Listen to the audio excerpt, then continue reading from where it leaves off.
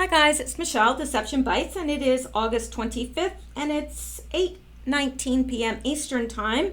I hope that you all are doing well this Saturday evening. You should be. It's the weekend, and you're probably off, but I do realize that not everybody has that luxury of having the weekend off. So I wish you well regardless. And I would ask also that my listeners from Hawaii, if you would just drop me a line below and let me know how you guys are doing, because the last video that I did, the hurricane was rolling in, and I just want to make sure that everyone is safe and okay. And if not, if prayers are needed, please say so. But I know that I'm a believer, and I know that a lot of my regular listeners are as well. So we are interested, we do care. So if you would do that, I would appreciate it. Now, unfortunately, there are no Q posts to go over today. Q has not posted since August 21st, but there is a lot of Q-related news. And I know that a lot of you are interested in that. You're interested in keeping up not just with the Q post, but the news surrounding it and what's happening around it as well. So I'm going to bring that to you this evening. I may need to make 2 videos because there's a lot of it. And it's all things that I find interesting, and hopefully I know you guys well enough to think that you will find it interesting as well. So let's get started with that. The first one kind of blew my mind here, and it was posted on Twitter on the 21st, but I must have missed it because I just saw it on Twitter, and it really did blow my mind. This person, Tam, says, did you know that 12 out of 19 September 11 hijackers' visas were signed by Brennan? Think about it. Yeah, think about it indeed. I have thought about it, and it's more than alarming. I'm not even sure what to say about it, to tell you the truth. I'm just glad that he's lost his security clearance. I'm really, really glad that he has lost his security clearance. But that's too much to be a coincidence. 12 out of 19, that's too much to be a coincidence. Anyway, let's go on. This I found very interesting. I just saw this picture and I had to bring it to you guys. Look at Peter Schiff. What is he wearing? Now the picture cut off here, so I don't have the whole picture, but what is he wearing? He's got one of those boots. I guess we're gonna have to pay attention to see if it switches sides. But we've seen Hillary Clinton with one, we've definitely seen John McCain with one, and now we've seen Peter Schiff with one. What are the odds? Do they all trip and break ankles? Or, I mean, what is the deal here? So I think we all know what the deal is. Without me having to say it, I'm very hopeful, at least, that there is an ankle device on there, a monitoring device. I'm very hopeful that that is what is underneath that boot. But time will tell. I just thought it was way too interesting to leave that behind. I thought I have to show you guys. You may have seen it already, and if so, that's great. But I just saw that, and it really piqued my interest. So we'll be keeping our ears and eyes open to see what develops with that. Now, this was from an anon on the 8chan board, and this really caught my attention. And if you don't find this interesting, then you have no business listening to anything to do with Q, because this is classic Q stuff right here. This is as classic as it gets. Let's look at this. Now, this anon is addressing this to Q.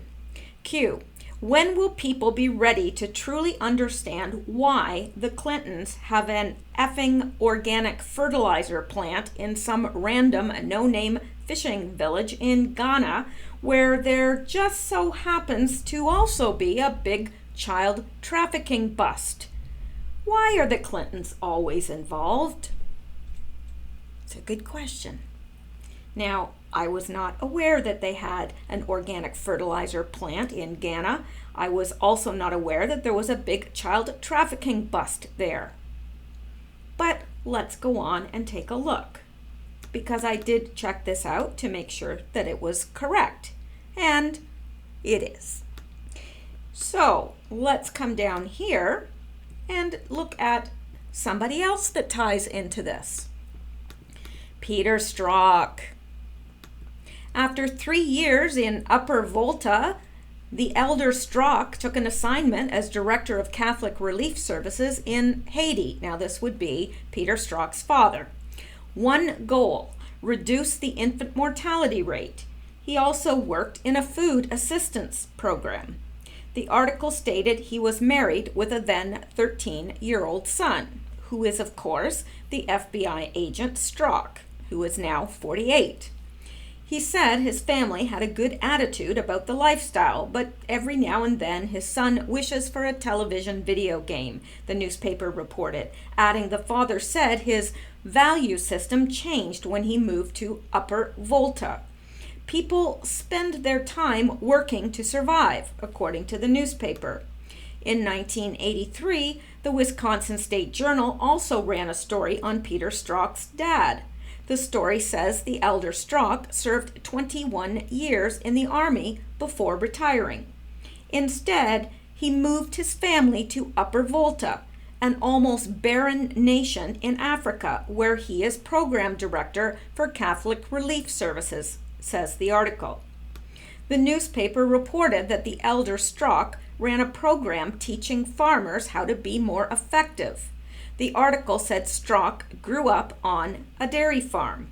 Another article in the Eau Claire Leader Telegram in 1981 quoted the father as saying the Upper Volta area of Africa was very primitive and rough. It said that he ran a $25 million program. Interesting. Same area where where there's been this big bust for child trafficking, and the Clintons have an organic fertilizer plant. Coincidence? You decide. Now, let's go take a look at this. Now, this is stories. This is from the ClintonFoundation.org under the tab Stories. Creating renewable energy from organic waste. And of course, Clinton Foundation working with partners across the United States and around the world to create economic opportunity, improve public health, and inspire civic engagement. Okay then, let's all go with that. And then let's look at what this plant here does. Sistema Biobolsa, based in Mexico, has been a member of the Clinton Global Initiative, CGI, since 2013, when they made a commitment to action to install 1,000 waste-to-resource systems across 5 Caribbean islands. Alexander Eaton, co-founder and CEO of Sistema Biobolsa, works at the cross-section of social justice and clean energy.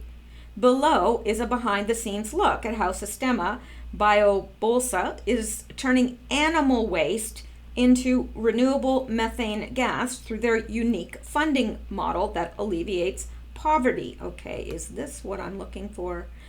Don't know. Hang on. Okay, the dank smell and buzzing flies signal that we are where we should be. The worse the odor, the more we know our Sistema Biobolsa waste-to-energy system is going to have a positive impact where we are a small farm, whether we are at a small farm or in an urban slum. Now listen to this. Within hours, our biodigesters can convert any organic waste stream,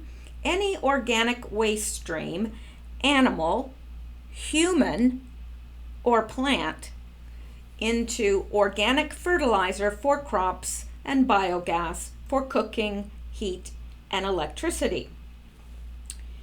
Our message is simple. There is no waste, only resources. Sistema Biobolsa leverages the buying power of rural farmers with Kiva credit and other development funds to install our patented waste-to-energy systems in farms, homes, schools, clinics, community centers, and public latrines.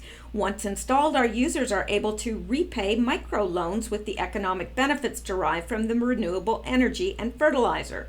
We provide long-term impact monitoring and reporting to continually improve our work.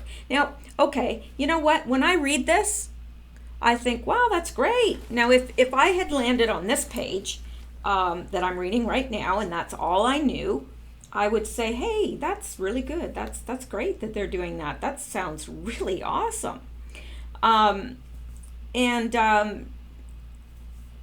me see here if Africa is mentioned in here. Okay, now let's go back to here. Now, this is the same area. Of course, Upper Volta area is in Africa. They're talking about this being developed in Latin America and being used in the Caribbean, of course, where the trafficking of children is the greatest. In fact, there seems to be a ring of Caribbean islands that the Clintons have their dirty little paws into and are investing into. And I'm sure that those islands are being used for trafficking.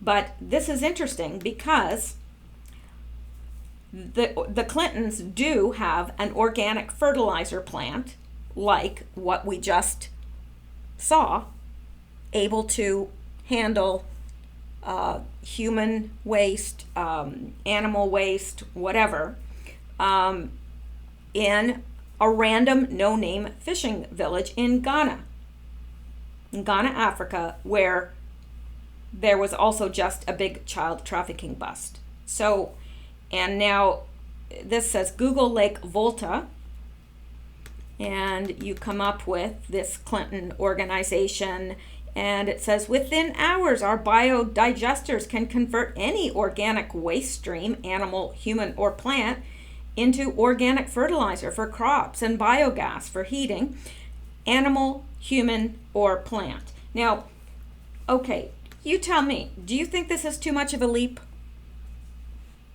Knowing what we know. Now, I'll tell you, before I knew anything about the Clinton Foundation and how they were involved in all this, I would have said, okay, that is way, way, way too big of a leap for me. Now, if this was all I had to go on, and this was the first time I'd ever heard about the Clintons and trafficking and all this stuff, I would say, that's a little iffy, come on. But knowing what we know about the Clintons, knowing what we know about what happened in Haiti, is this too big of a leap? You tell me. You tell me if you think it's too big of a leap. I think that it could be, but it probably isn't, because there just doesn't seem to be coincidences where the Clintons are involved. So the fact that the Clintons are in this little no-name place with their organic fertilizer plant, and that there was also a big child trafficking bust there, yeah, I think that's connected. Sure I do. But time will tell. And I pray to the Lord of justice that, and of course I believe in God with all my heart, and I believe in justice, and I pray that they are brought to justice for everything that they have done, all the crimes that they have done. Certainly if they're not brought to justice in this world, they will be in the next. They will never be free of what they've done unless they actually repent and turn, which I do believe that sometimes people get even past that point where they're even able to repent of what they've done. They're what do you call it? Sociopathic. They have no conscience. And I do believe that the Clintons have no conscience. They have you would have to have no conscience to do what they do and be able to sleep at night. Anyway, let's go on. So, and the fact that Peter Strzok's family was also involved there, and Strzok. There's too much there. There's just too much. And it'll be interesting. I'd like to look into this further. There seems to be a lot here. And let's go here.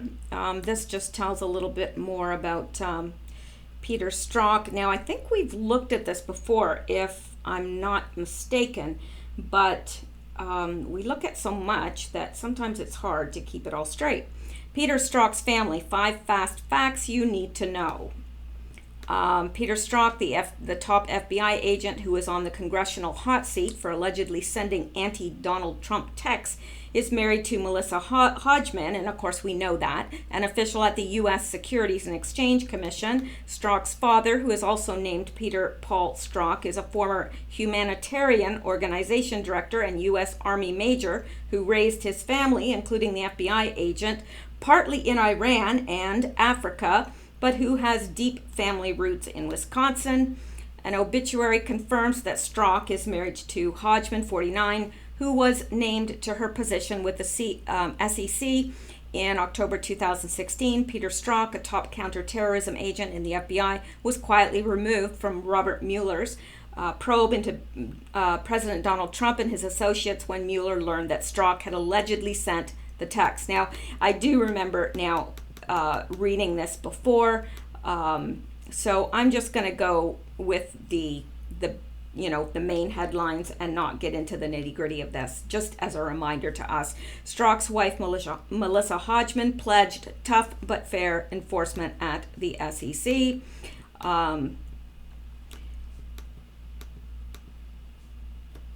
Both FBI Peter Strzok and married mistress Lisa Page are still employed. Well, this was written a while ago. How long was this written ago?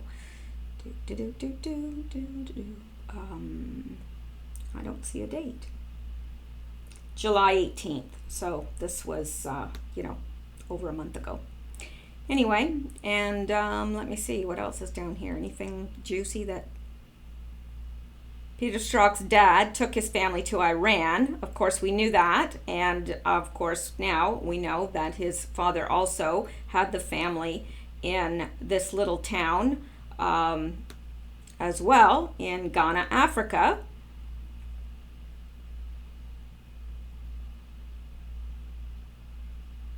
Strzok's dad was developing a program to send Midwestern farm equipment to Iraq and once argued for military censorship. I don't know. I don't think it's necessary to go through all this again. I really don't. Look at this. When Peter Strzok was growing up, his dad moved the family to Africa and then worked in Haiti. When you think of Africa and Haiti, what do you think of? And don't tell me, black people. I'm going to have to slap you. Trafficking. That's what you think of. Trafficking.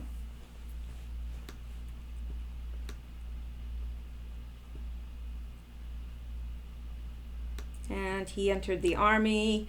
So this poor guy, he's probably, and I do say that, this poor guy, and I'll tell you why. Because I think he was raised in this. I don't think he had any choice. And he's probably seen horrendous things from the time he was very, very small. So yes, I do understand that when you get to a certain age, you can't just say, well, I had a horrible upbringing. You have to make your own decisions. You're responsible for your own decisions. And I think we are all born knowing what is right and what is wrong. I think it is innate within us all. We all know. We all know as a child it's wrong to kill somebody. It's wrong to hurt somebody. We all know that. It's innate. All right. So let's move on from this and get to the next little juicy bits here that I've got. All right, now here's something interesting as well coming up. Secret Service Special Agent Todd Madison, aka Hillary's handler, died at a Wisconsin hospital on December 8th, 2017 at age 49 after serving 20 years with the agency protecting some of the most high-profile countrymen and women, including the Clintons, during their tenure at the White House. Now, get this. Madison, who was also employed by K2 Intelligence, is best known for allegedly being Hillary Clinton's medical handler and was publicly ousted by the media after physically helping Clinton into what appeared to be a custom medical van after she collapsed while leaving a 9/11 memorial ceremony at Ground Zero in New York in September of 2016. Now, I think we all remember that. It was everywhere. You know, Hillary Clinton, it was very obvious that she couldn't stand on her own. She was being helped into the van. She tripped. Madison was employed by this K2 Intelligence and basically was her medical handler. And he was, he was made known to the public during this incident. All right. And then, of course, at the age of 49, he died.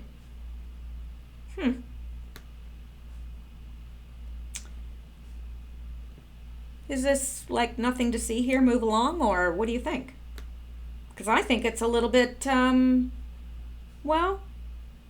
curious, to say the very least. He died December 8th, 2017. And when did this happen? This happened September of 2016. Now, this would have been, was he killed to maybe so that he would stay quiet about her medical condition? Is that possible? 49 is pretty young to die, really. I mean, people do die at 49, but it doesn't say he had cancer after battling cancer or that he was like, what happened? Just that he died. He was a Secret Service special agent, Todd Madison, Hillary's handler, Hillary's medical handler. Don't know. Just wondered if we should be adding that to the count. What do you think? The body count. I don't know. Seems curious. Very curious. All right, we'll move on from there. Now, I liked this. I came across this on Twitter. I am not a conservative. I am an ex-resistor. I resisted for 2 years what I thought was the KKK and future genocide of blacks. They said Donald Trump was Hitler. I was afraid. I am an independent who saw the truth. Now, you know why I pulled this out?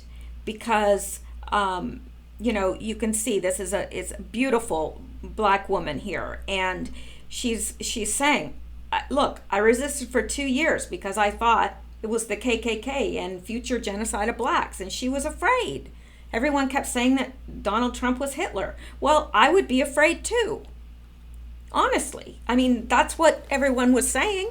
And if I was black, I would have been scared as well. I would have probably had the same feelings. And here she is coming out, which is not easy to do because that anyone that comes out now and is, is black and says that they're for Trump, well, it doesn't seem to go well for them, does it? So I just applaud this woman's courage. I really do. I applaud her courage. And in the same vein, I wanted to show you this by Red Pill Black Man. History that is never taught. The first 23 black senators were all Republicans. No, that isn't taught. I didn't know that. Did you know that? In fact, before all this, I didn't know that the Democrats were behind the KKK. I had no idea. I had no idea that that there were no Democrats who voted for the rights of black Americans to be able to vote. I didn't know that. All right, so moving on from that, I'm going to, because I'm going to keep this video at a bite-sized level because I know my longer videos are tedious, and so I'm going to end it there. I'm going to do another video though with Q-related news because there's more, but I did want to end it on something very positive because I think that some of this stuff is overwhelming. At least it is to me at times, and so I would assume that you are like me in some respects anyway. And so I wanted to show you something positive here that you'll never see from the mainstream media. I mean, this was in the mainstream media back a long time ago, 2011, but you sure wouldn't see it today. So I'm going to make sure that you do see it.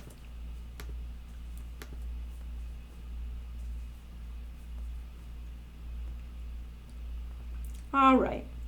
This is a Trump video from 2011 Oprah show that media would never show you today. Before Donald Trump became president, he earned a reputation as one of the nation's most successful businessmen.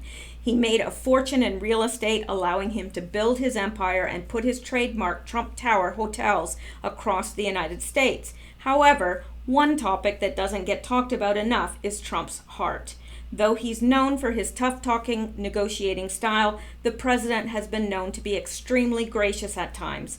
Back in 2011, before liberals decided they hated him, Trump appeared on the Oprah Winfrey Show and showed his softer side. Watch the entire video below, and I am about to show you this. I love this. So.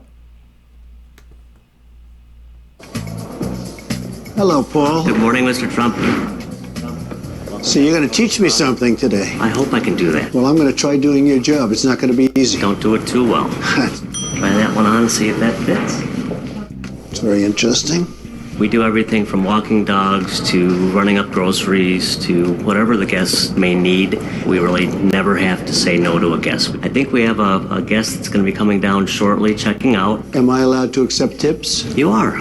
Let's go get a guest. How are you? Very well, thank you. Did you enjoy your stay? I did, thank you so much. Very good. Well, I'll help you with those bags. Look at this, right? You didn't expect this, I right? did not expect this. Would you like the purse inside? Would you like this inside with you? Thank you very much. I tried to, Here you go, man. Thank you very much. Thank you very much. This is the first time I've carried luggage for anybody, including myself, in a long time. It's been a long time, but it was fun. The life of a bellman and working in a hotel is never easy. Good job. Good job. I believe that somebody just called down for a dog walking appointment. I always keep a dog biscuit on hand just in case the dog is either nice or not so nice. Very good. Please, I hope it's not a vicious dog. Hello, how are you? Oh my goodness! I'm here to walk your dog. Gosh! We have a doggy park at the hotel. Yes. And I'm going to take it for a little walk. Thank you. Have a good time. I'll be back in a few Thank you. minutes. Thank you. Okay, good. Hey, sweetheart. Hey. Come on, hon. Come on. We'll go over here. You take your dog, you go outside, it's freezing, and you walk around for a while, and it's not that easy. Okay? Be careful. The fact that she trusted me with that dog was amazing. Probably she shouldn't have, but it worked out. Hello, everybody. Hey, Andy. How are you? Nice to see you. I'm going to help you. First, give you an appropriate vest. Okay? You don't look like us, please. put a nice flower. Very nice. Now what happens if somebody like me wants to take a bite out of the burger before I bring it to the room? Is that acceptable? It's not a good idea. It's not acceptable. Not good? Ready? Come on, let's go, Andy. Room service. Look at this. This is serious room service. I hope you give me a nice big fat tip. Have a good time. Hello, Mia. Good morning, Mr. How are Trump. you? Always a pleasure. Nice to see you again. So you're going to huh? help me do housekeeping I am. today? Am I going to change this again? Yes. Let's go. Very nice, Mia. Okay, so first we're going to start off with the bed. Okay. So first you want to pull the cover up so we have it kind of tight. Right. Good. So next, Mr. Trump, I'm going to need you to vacuum. Okay. So where's the little release? Wow. So there's a little piece of lint. Now it's gone. You're great. So now we're gonna go to the bathroom. So I can get you I'm not to into the bathrooms, man. sinks. I don't know if I could ever do that Yes, job. you can. Only sinks, right? Okay. First, spray the sink. Okay. Okay. I like that. I like this job, Mia. Oh, then maybe you should come help me all the time. Well, these are 4 jobs that I've never done before, and they're tough. You have to be sharp, you have to be smart, you have to get along with the people, and it's hard work, not easy, but you love it, right? Yes. She's fantastic. Thank you very much for doing such a great job. I'm your apprentice. You know and I'm that, hired, right? You're hired.